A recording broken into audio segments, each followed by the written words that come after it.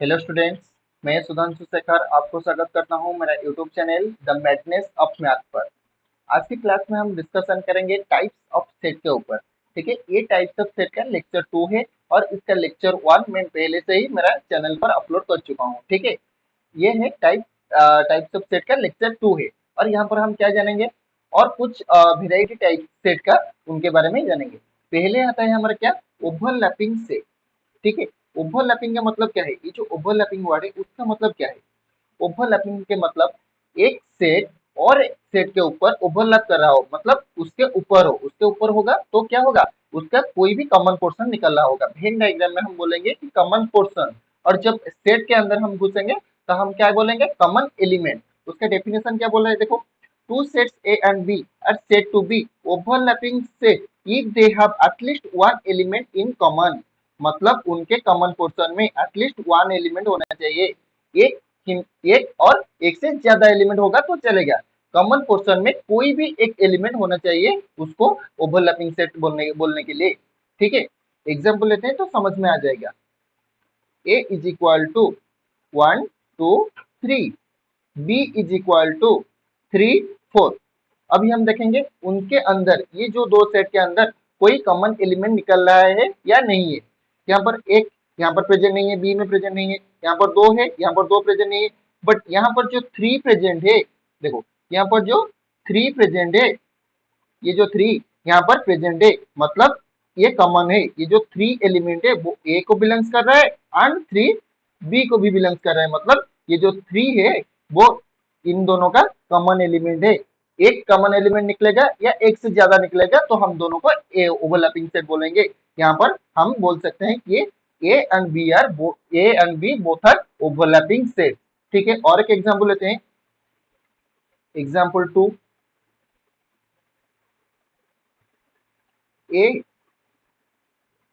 Is equal to A B C D E, B is equal to C D E F.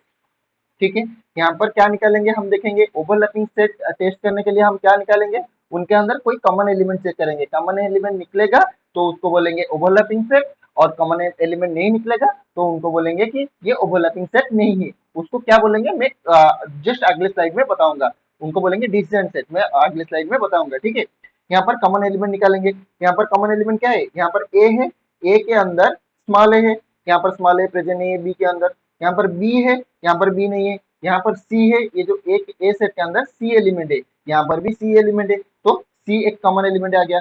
यहाँ पर D element है, यहाँ पर भी डी एलिमेंट है, यहाँ पर भी डी एक आ गया कॉमन एलिमेंट। यहाँ पर ई है, यहाँ पर भी ई है, इसलिए ई भी कॉमन एलिमेंट हो गया। एक या एक से ज्यादा एलिमेंट कॉमन में निकलेगा तो उसको बोलेंगे ओवरलैपिंग सेट। हमको देखना है कि एक एलिमेंट कॉमन में है या नहीं है। सिर्फ एक एलिमेंट निकल गया तो हमको टेस्ट नहीं करना पड़ेगा कि और कितना एलिमेंट कॉमन में है। ठीक है, एक एलिमेंट कॉमन में है तो उन दोनों सेट को हम बोलेंगे ओवरलैपिंग सेट। अभी हम क्या बोल सकते हैं, A and B both are overlap with each other. ठीक है, मतलब ए एंड बी को हम ओवरलैपिंग सेट बोल सकते हैं। ठीक है, उसके बाद नेक्स्ट क्या आता है, डिसजॉइंट सेट। मैं आपको अभी बोल रहा था, जिस सेट के अंदर कोई भी कॉमन एलिमेंट नहीं है उसी दो सेट को हम बोल सकते हैं डिसजॉइंट सेट। जैसे कि example, A is equal to 1 2 3 4, B is equal to 3 4 5 6। यहाँ पर हम टेस्ट करेंगे कि यहाँ पर कोई कॉमन एलिमेंट है या नहीं है। देखो ये जो तीन प्रेजेंट है, यहाँ पर चार प्रेजेंट है, वो बी में भी प्रेजेंट है, मतलब यहाँ पर कॉमन एलिमेंट निकल रहे हैं, तो उनको हम डिसजॉइंट सेट नहीं बोल सकते। डिसजॉइंट सेट नहीं बोल सकते, हम उसको कौन सा सेट बुलाएंगे, उनको बोलेंगे ओवरलैपिंग सेट। ओवरलैपिंग सेट, जो सेट ओवरलैपिंग सेट नहीं बोला जाएगा उसको हम डिसजॉइंट सेट बोलेंगे।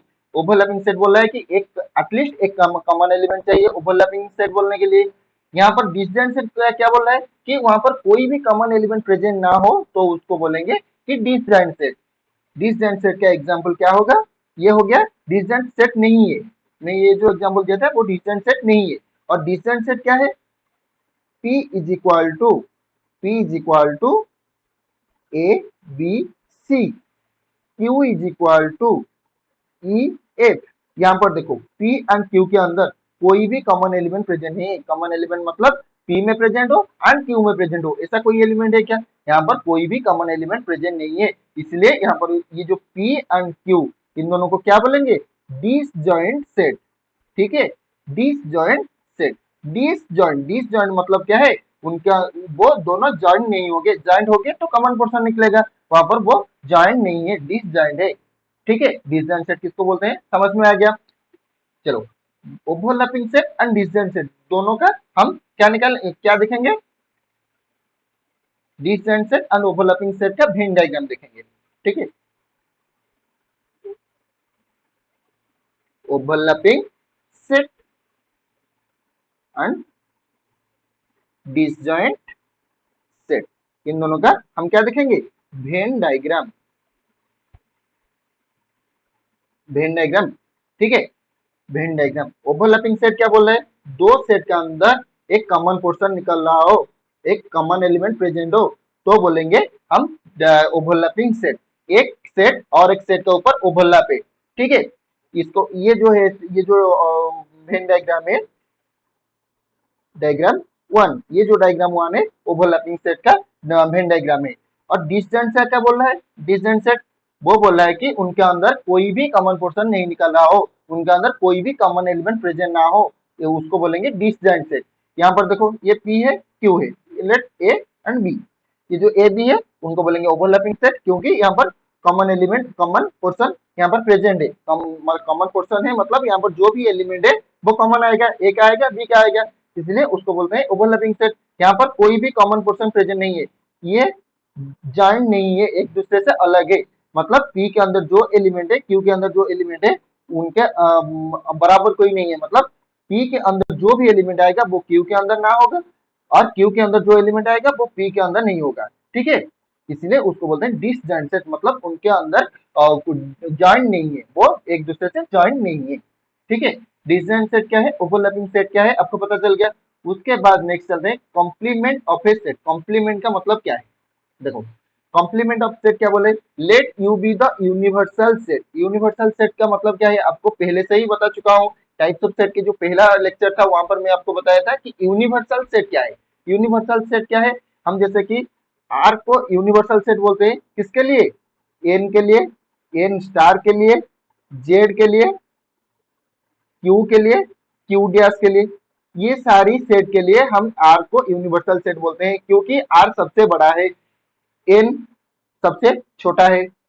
एन के बाद क्या आएगा? एन स्टार, वो एन से बड़ा है। एन स्टार से, एन स्टार के आगे क्या आएगा? जेड, वो एन स्टार से बड़ा है, एन से बड़ा है। उसके बाद क्या आएगा? क्यू, क्यू के अंदर जेड आता है, एन स्टार आता है, एन आता है, तो क्यू बड़ा सेट हो गया इन तीनों से। ठीक है, उसके बाद आएगा Q star, sorry Q star नहीं, क्यू डैश। क्यू डैश वो इरेशनल नंबर के सेट है, उनके अंदर ये सारे, ये चारों सेट आते हैं उनके अंदर, ये जो क्यू स्टार के अंदर। ठीक है, उसके बाद आएगा आर, ये सबसे बड़ा है। ठीक है, इसीलिए आर को हम क्या बोलेंगे? Universal set. यूनिवर्सल सेट किसको बोलते हैं? जो सेट कंपैरिजन में सबसे बड़ा सेट होगा उसको बोलते हैं यूनिवर्सल सेट। यहाँ पर क्या बोल रहे हैं? Let you be the universal set and A is an any set, A is an any set content in you, मतलब यू एक सबसे बड़ा सेट है और ए को वो कंटेंट कर रहा है, मतलब ए एक सेट है, वो यू के अंदर है, मतलब ए का सारी एलिमेंट यू के अंदर है, A is the subset of U. ये चीज बोल रहे हैं, content in U. Then the complement of set A is the set, complement of set ये एक ऑपरेशन है। कॉम्प्लीमेंट जो रिजल्ट क्या देगा? एक सेट देगा, वो सेट क्या कंटेंट करेगा? All the elements which are present in U and not in A. ये जो बड़ा सेट है, ये जो छोटा सेट है, कब हम बोलेंगे ये जो सेट का कंप्लीमेंट क्या है? ये सेट का कंप्लीमेंट को ए से डिनोट करते हैं, नहीं तो ए से डिनोट करते हैं, ए टू द पावर सी, नहीं तो ए डैश, इसको बोलते हैं ए डैश, इधर ए सी। ठीक है, ए से डिनोट करते हैं। इसको क्या, ये क्या कंटेंट करेगा? ए डैश क्या कंटेंट करेगा? सारी एलिमेंट जो यू को बिलोंग्स कर रहा हो एंड ए को बिलोंग्स ना कर रहा हो, उसी सेट को बोलेंगे ए डैश। ए डैश के अंदर वही एलिमेंट सारे आएंगे। एग्जांपल लेते हैं, तो आपको अच्छे से समझ में आ जाएगा। पहले से ही बता चुका हूँ कि एग्जाम्पल से बहुत आपको बहुत अच्छे से समझ में आ जाता है ये चीजों क्या है, कंसेप्ट क्या है। ठीक है, example a is equal to 1 2 3, u is equal to 1 2 3 4 5, इससे करके अप टू इंफिनिटी, मतलब सेट ऑफ नेचुरल नंबर। ठीक है, हम यहाँ पर ए का कंप्लीमेंट निकालेंगे। ए कंप्लीमेंट मतलब ये लिख सकते हैं, नहीं तो ऐसे लिख सकते हैं। ये एक सेट होगा, वो क्या कंटेन करेगा, सारी एलिमेंट जो ए को बिलोंग्स कर रहा हो उनको हम छोड़ देंगे, और जितना एलिमेंट रहेगा universal set, universal set you क्या है, यूनिवर्सल सेट। उसके अंदर जो एलिमेंट आएगा एक सेट के अंदर जो एलिमेंट है उनको छोड़कर उनको हम ए कंप्लीमेंट में लिखेंगे। ए कंप्लीमेंट का मतलब क्या है, ए के एलिमेंट को छोड़कर और जितना भी एलिमेंट यूनिवर्सल सेट के अंदर आएगा उसको लिखेंगे ए डैश के अंदर, मतलब ए कंप्लीमेंट के अंदर। यहाँ पर यहाँ ए के अंदर क्या क्या प्रेजेंट है, 1 2 और 3, उसको हम डिस्कार्ड करेंगे। उसके बाद जो भी प्रेजेंट रहेगा उसको हम लिखेंगे 4 5 6 ऐसे करके अप टू इन्फिनिटी तक। ठीक है, समझ में आ गया ए कंप्लीमेंट क्या है। और एक एग्जांपल लेते हैं, एग्जांपल 2 हम लेते हैं जेड सेट। ठीक है, जेड सेट को लेते हैं, ये हो गया U is equal to Z set, मतलब set of integers, set of integers. अब हम पी एक सेट लेंगे, उसके अंदर क्या लिखेंगे, -1 -2 -3 -4 ऐसे करके माइनस इंफिनिट तक जाता है। ठीक है, पी एक सेट लेंगे। अब हम क्या करेंगे, P का कंप्लीमेंट निकालेंगे। P का कंप्लीमेंट P डैश और PC ऐसे लिख सकते हैं। वो क्या कंटेन करेगा, P डैश क्या कंटेन करेगा, जो एलिमेंट P में हो उसको हम यूनिवर्सल सेट से निकाल देंगे, और जो बचेगा यूनिवर्सल सेट के अंदर P को निकालने के बाद वो सारे P डैश के अंदर आ जाएंगे। यूनिवर्सल सेट क्या है, Z है, Z के अंदर क्या है, 0 है, 1 2 3 4 5 इससे करके प्लस इंफिनिट तक आता है, एंड -1 -2 -3 -4 इससे करके माइनस इंफिनिट तक आता है। हमको यहाँ से किसको निकालना है, ये सारे जेड सेट का एलिमेंट है, हमको यहाँ से पी को निकाल देना है। पी के अंदर क्या क्या आता है, -1 से माइनस इंफिनिटी, मतलब ये सारे को हम निकाल देंगे, इस सारे को निकाल देंगे, और जो बचा हुआ है जेड के अंदर, जेड है यूनिवर्सल सेट, यूनिवर्सल सेट के अंदर जो भी बचा हुआ है वो पी डैश के अंदर आ जाएगा। जेड के अंदर क्या बचा है, जो यूनिवर्सल सेट जेड है उसके अंदर क्या बचा है, 0 बचा है, और उसके बाद 1 2 3 4 5 अप टू प्लस इंफिनिटी तक आता है। ये कौन सा सेट है, सेट ऑफ होल नंबर्स। ठीक है, set of whole numbers that is N star. अभी हम पी डैश को क्या लिख सकते हैं, एन स्टार। ठीक है, ये हो गया पी डैश और पी सी, पी का कंप्लीमेंट। ठीक है, कंप्लीमेंट क्या है आपको पता चल गया। उसके बाद क्या आता है हमारा, कॉम्प्लीमेंट ऑफ सेट का प्रॉपर्टीज।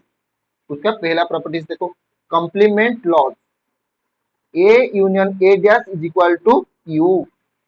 देखो कंसेप्ट वाइज इसको समझते हैं। ए क्या है, जो एक सेट है वो बहुत सारे एलिमेंट कंटेन किया हुआ है।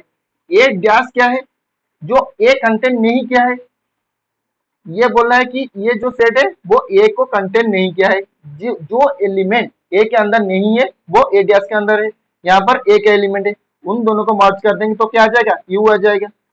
आ जाएगा या नहीं आ जाएगा, ये सबसे बड़ा है। ए डैश क्या है, जो ए के अंदर प्रेजेंट नहीं है वो ए डैश है। ए क्या है, जो गिवन सेट है, उन दोनों को मर्ज कर देंगे तो क्या आ जाएगा, यूनियन आ जाएगा। एग्जाम्पल लेते हैं, समझ में आ जाएगा। कंसेप्ट को समझने के लिए एग्जाम्पल बहुत इंपॉर्टेंट है। ठीक है, हमेशा एग्जाम्पल लेकर समझने के लिए कोशिश करोगे तो ये बहुत देर तक आपके माइंड में रहेगा कि आप क्या समझे थे, क्या सर ने समझाया था। ठीक है, A is equal to 1 2 3, u is equal to 1 2 3 4 5। ये यू एक सेट दिया हुआ है, ए को ए भी एक सेट दिया हुआ है। हम अभी क्या निकालेंगे, ए डैश।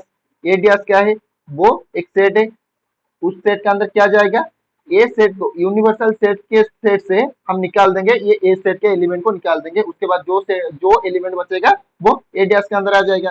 यहाँ पर 1 2 3 प्रेजेंट है, तो यूनिवर्सल सेट से 1 2 3 को हम डिस्कस करेंगे। उसके बाद क्या प्रेजेंट है, यू में 4 5, ये आ गया ए डैश। हम जब यूनियन करेंगे, ए यूनियन ए डैश करेंगे, तो ए यूनियन ए डैश का मतलब क्या है, जो एलिमेंट ए में प्रेजेंट है एंड ए डैश में प्रेजेंट है, वो किस में भी प्रेजेंट हो, हमें कोई मतलब नहीं, यूनियन का यूनियन क्या है आपको पता है, ठीक है।